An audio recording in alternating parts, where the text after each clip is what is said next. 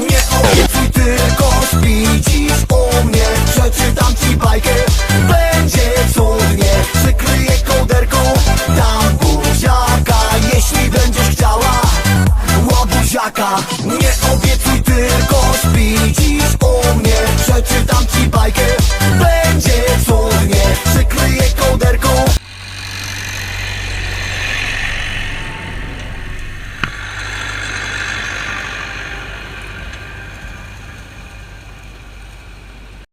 Let's go.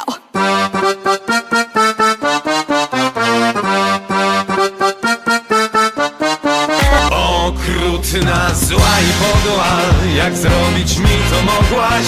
Rzuciłbym cię natychmiast, by moment wykorzystać. Lecz się opamiętałem, bo gdzie ja z takim ciałem znajdę jak też z chałupą kolejny